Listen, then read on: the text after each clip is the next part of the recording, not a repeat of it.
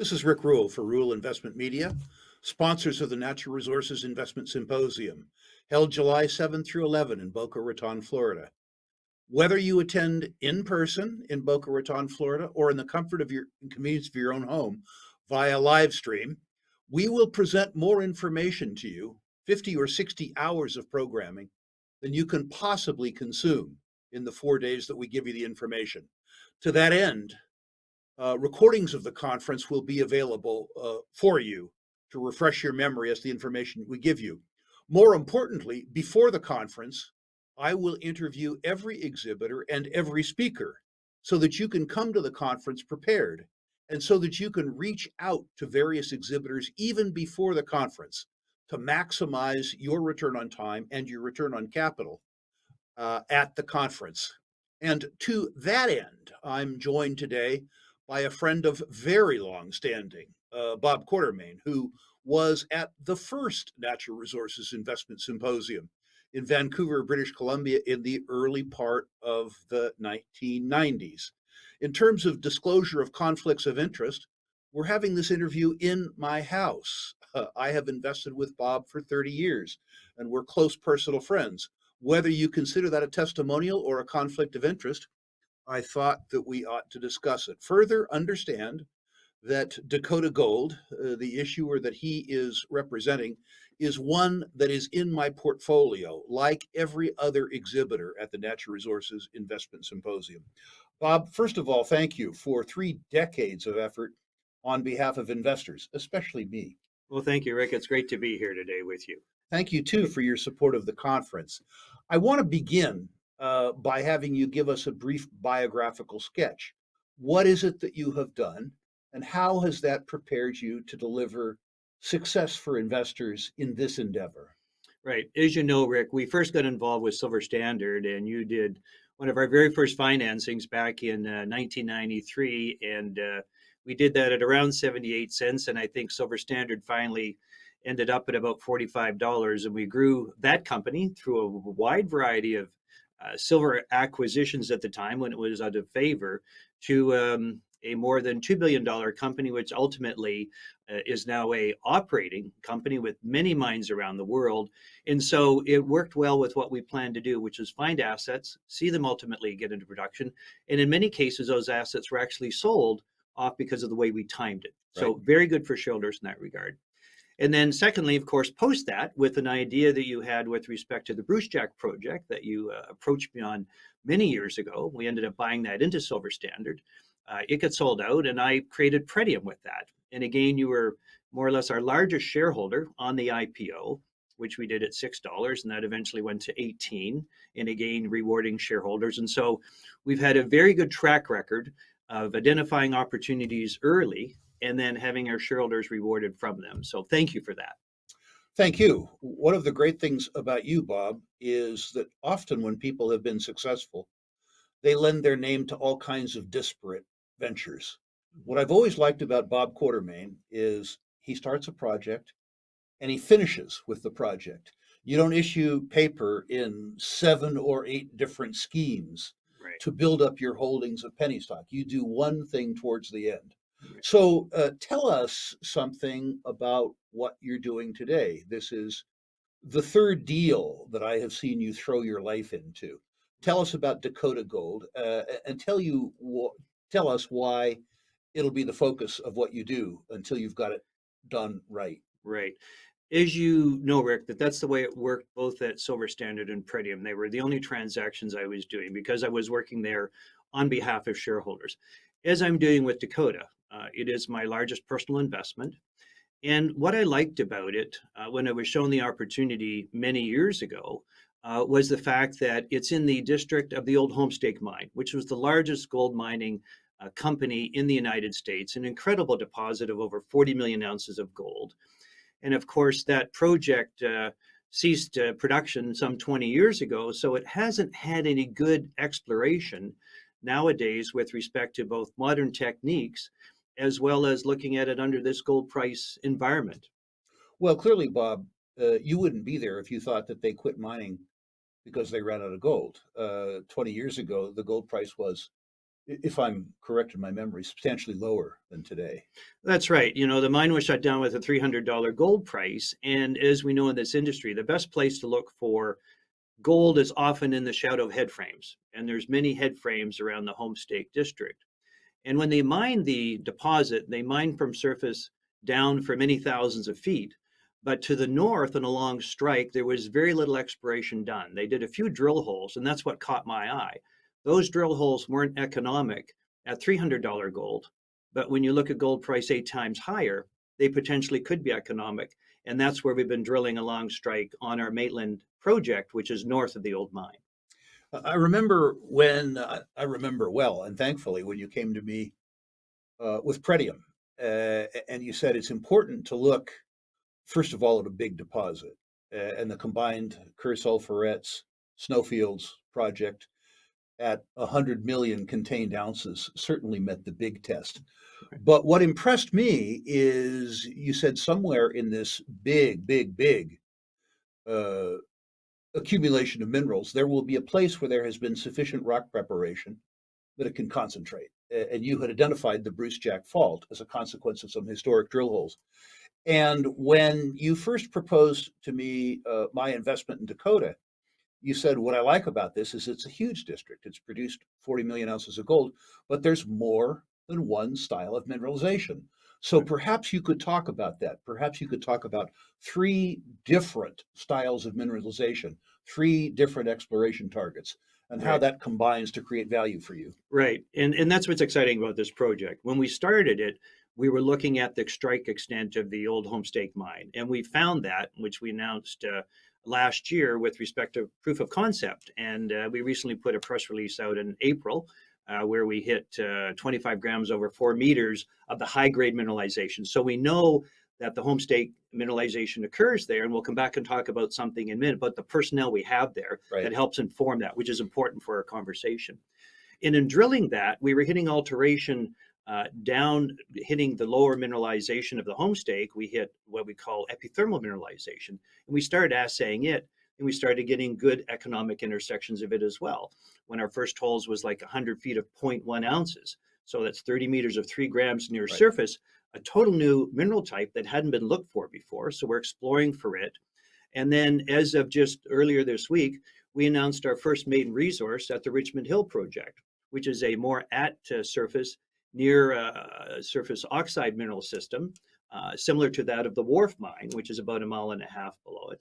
And our maiden resource was 1.3 million ounces of indicated resources and another 1.1 million ounces of inferred resources. So a shareholder has exposure to Homestake style mineralization, which historically was many ounces. Right. This new epithermal system that's never been tested or recognized before, and now this near surface analog to the Wharf mine, which is the only producing mine in the state owned by Core Resources.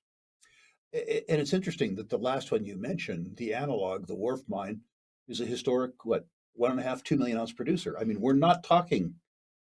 No, the Wharf mine, yeah, it's been producing Yeah. since 1982. It's, I think, getting close to 4 million ounces Right. now. So it's a Right. long producer, 80 to 100,000 ounces a year.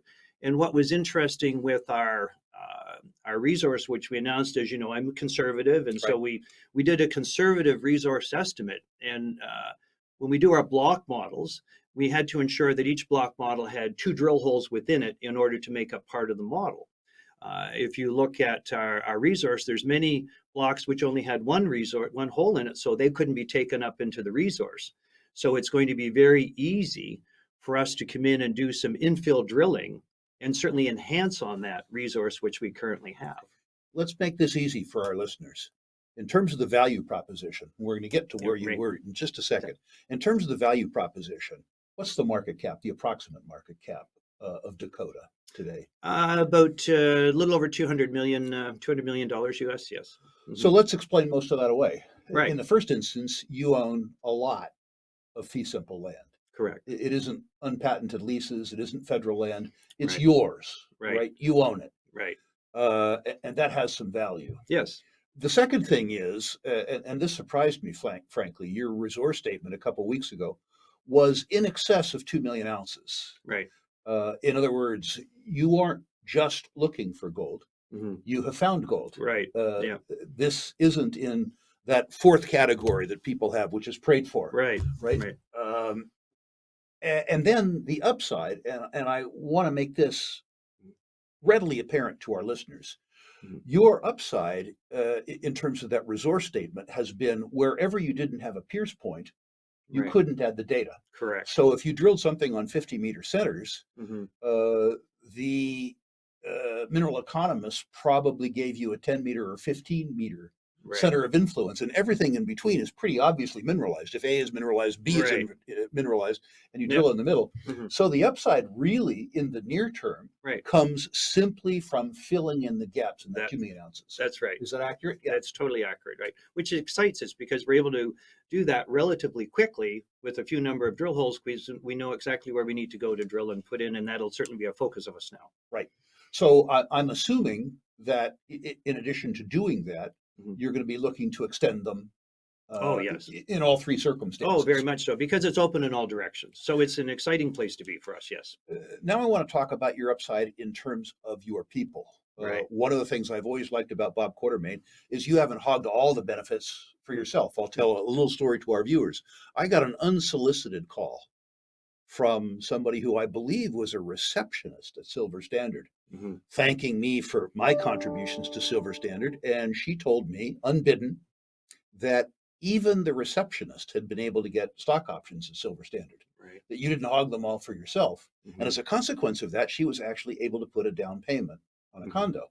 This Right. is a wonderful story from a shareholder's point of view, Hmm. but it's a wonderful story too because you've been able to attract good people because you've treated them well. Right. Tell me something about the people that you have surrounding you at Dakota, uh, what their roles are, and Right. why this off balance sheet asset, this Mhm. human asset, Right. is an integral part of your success. Right. Well, first of all, in the case of Dakota, I've partnered up with our CEO, John Odd, who's been in the business an incredible amount of time and a very good relationship. He's excellent at seeing that the company goes along in the right direction, Right. strategic, help raise with funding of it. And it's important that when you go down to South Dakota, that we have our COO is Jerry Aberley, and Jerry was one of the last mine managers at the Homestake mine before it shut down. So he knows the district extremely well. And working with him as our chief exploration officer, who's James Berry. And James was the exploration manager working underground both at the Homestake mine, but then also worked over at Wharf as well. So we have someone who has incredible knowledge in the area, both with the work we're doing at Richmond Hill, but more importantly for that large resource potential that we think that is at the Maitland project. He worked underground in the West Ledges at the old Homestake mine and knows what that 6 million ounces underground looked like. And so he can see that analog to where we are. And of course, they put together a team of 50 people or so of contractors and everyone working down in Homestake at our mine office at Lead, where you can drive out to site within 15 to 20 minutes. Right. And so we have great access. And as you pointed out before, we're on private land, the United States, so you can permit very quickly. And that was one of the key things that had me become the largest shareholder in this company, is the fact that you can move permitting along because you're in an area of an existing mine and you have private land, and that's a very different situation than working on BLM or Forest Service land. Different too than your last adventure, where you had to drive a road 8 kilometers across a glacier. Correct. Talk to us something about the infrastructure in the lead slash Mhm. Homestake district and how that might benefit shareholders. Right, and the fact that there's a lot of previously disturbed land in the Homestake district, and we have an option with Barrick to take and buy all of that surface land which covered the old mine which existed to be there. The fact that we can drive everywhere, Right. the fact that we're on private land allows us Right. to go in, talk to perhaps neighbors, be able to put in our drill roads. We have a very good local team who live there and work there, and Right. they want to make sure that we're good neighbors to everyone in the community. So I say when you go from your main office, which is a mile or so from the open pit, and then drive 15 to 15 to 20 miles, and you're at the areas where we're doing our drilling work, it hit all those boxes for me about location, location, location, and the aspect of private land. I can't focus on enough because often with some of the properties that we option from Barrick, they come with the permits. We have grandfathered permits Right. that you can look to rechange. So therefore, you don't have as long a permitting time as perhaps other comparable projects would in the United States on private or BLM land. And in addition, compared to, say, Pretium, uh, the power's there. Correct. Pretium, you built a very nice work camp for people, Right. but you don't have to here. There's a 150-year-old town with things like gas Right. stations, 7-Elevens. Correct. Everyone lives in their home. Right. Everyone drives to work, or they may stay in hotels if they're doing drilling. So it's a very different paradigm than we had at Brucejack. And that also increases your opportunity for shareholders to make money because less has to go into infrastructure. Right. And you also don't end up with the inflation that you would in other areas. You're dealing with local inflationary pressures, which mean we get great value for shareholders for the money we put in the ground. And one of the other things to make sure I'm fully aligned with those of your listeners and subscribers who are shareholders, I don't take any fee from the company. I don't get paid a director fee. We donate mine to social issues going local, so that way I'm fully aligned with shareholders to get the best outcome that I can. So there you have it, ladies and gentlemen. For $200 million, you get a bunch of fee simple land. You get 2 million ounces plus in 3 different styles of mineralization. You get the automatic upside from infill drilling. You have a serially successful founder and co-chairman. And by the way, the CEO, despite his young years, has a $750 million exit behind him. The youngster has done okay in his own right. To the extent, Bob, that our viewers, listeners, and attendees want to learn more about Dakota, both before the conference and at the conference, how do they go about that? Who do they talk to? Where do they reach them? First, I'll be at your conference. Right. Looking forward to attending again. So, any of you down there, more than happy to speak with you. I'll be there throughout much of the conference. And then you can also call into our office and speak with Carling, who is our Vice President of IR. And of course, John Odd, who's our CEO. You can also speak with him as well. And you can get that off our website and be able to call in. They're both be more than happy to speak to you about this great opportunity. And I can confirm with regards to John Odd, he's taken my phone calls twice immediately, Right. which is lovely. Ladies and gentlemen, I hope you've enjoyed this segment. I hope you use all of these segments in conjunction with the lessons that we teach you for free at the Rule Classroom. Get the questions that you're going to ask Bob live or online at the Natural Resources Investment Symposium. Get them ready, ask the questions, and prepare to make some money. Bob, thank you for your efforts on behalf of shareholders over these last 3 decades. Thank you, too, for your ongoing support of the Natural Resources Investment Symposium. Great. Thank you, Rick. Great to be here today.